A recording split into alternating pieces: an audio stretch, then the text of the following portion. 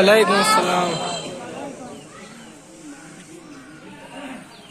18 কোটি জনগণের আশা আকাঙ্ক্ষার মূর্ত প্রতীক দিন কায়েমের এক ঐতিহাসিক কাফেলা বাংলাদেশ জামায়াত ইসলামী বক্তাবলী ইউনিয়ন শাখা কর্তৃক আয়োজিত মহান বিজয় দিবসের আজকের এই আলোচনা সভায় উপস্থিত রয়েছেন শ্রদ্ধাভাজন সভাপতি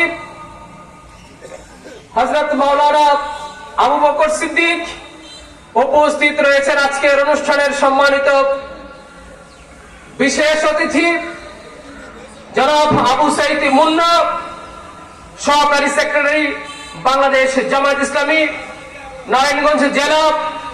উপস্থিত রয়েছেন অন্যতম বিশেষ অতিথি হযরত মাওলানা নুরুল হক সহ অন্যান্য অতিথিবৃন্দ এবং এই বক্তাবলী ইউনিয়নের বিভিন্ন ওয়ার্ড ইউনিটের সম্মানিত দায়িত্বশীলবৃন্দ, সম্মানিত কর্মীবৃন্দ এবং সমবেত সুধী মণ্ডলী।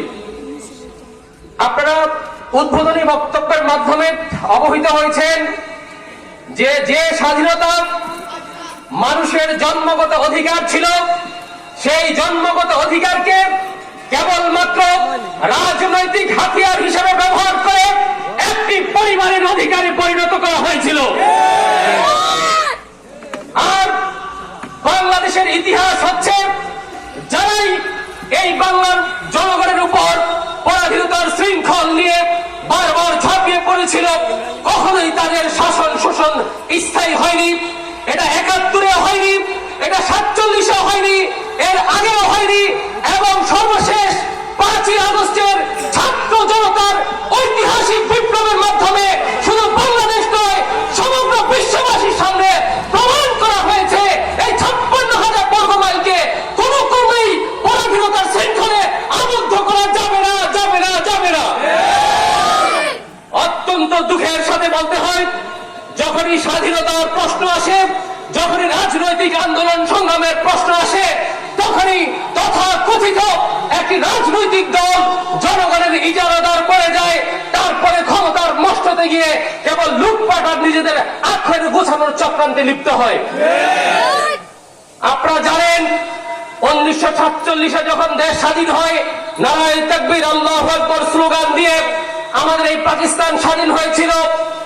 তারপরে বন্দে মাতরম স্লোগান দিয়ে ভারত রাষ্ট্র স্বাধীন হয়েছিল।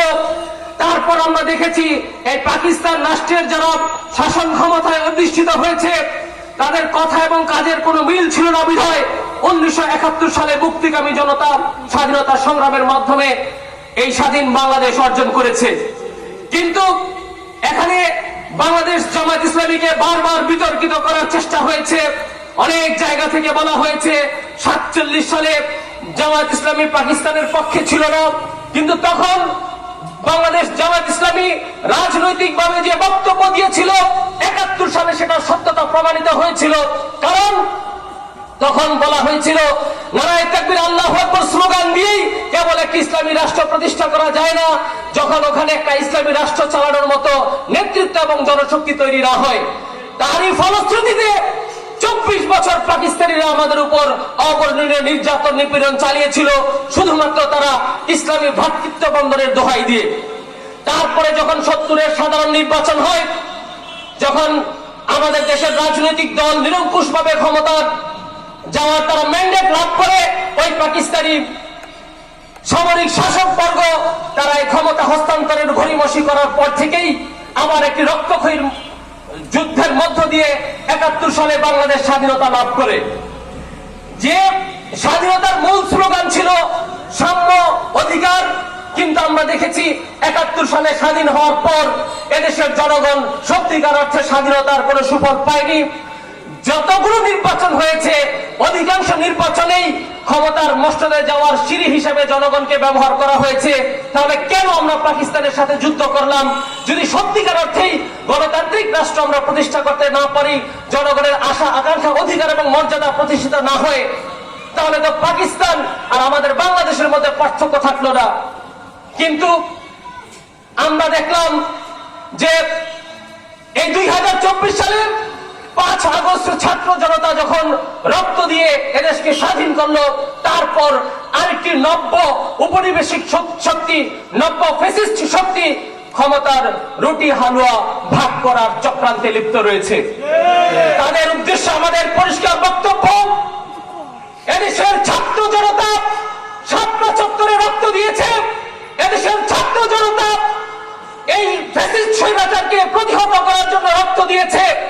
এদেশের ইসলামী নেতৃত্ববৃন্দ হাসি মুখে ফাঁসির রশিকে গলায় ধারণ করেছে, কারো হাতে আর এই দেশকে ইজারা দেওয়ার জন্য নয়। আমাদের বক্তব্য পরিষ্কার, যখনই স্বাধীনতা সার্বভৌমত্বে আঘাত আসবে, সেটা বাংলাদেশের ভিতর থেকে হোক আর এই দাদাদের মধ্য থেকেই হোক, এদেশের ছাত্র জনতা আবারও ময়দানে ঝাঁপিয়ে পড়বে এই আশাবাদ ব্যক্ত করে এবং পবিত্র কোরআন এবং সুন্নাহর আলোকে একটি সত্যিকার অর্থে ইসলামী রাষ্ট্র বিনির্মাণের জন্য এই বাংলাদেশ জামাত ইসলামী সংগ্রামে এই বক্তাবলী পরগনা তথা আপামর বাংলাদেশের সর্বস্তরের জনগণকে ঝাঁপিয়ে পড়ার উদ্ধত আহ্বান জানিয়ে সংক্ষিপ্ত বক্তব্য শেষ করছি। আল্লাহ হাফেজ। আসসালামু আলাইকুম ওয়া রাহমাতুল্লাহি ওয়া বারাকাতুহু।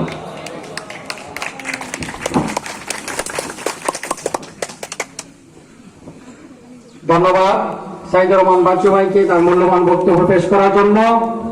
এই পর্যায়ে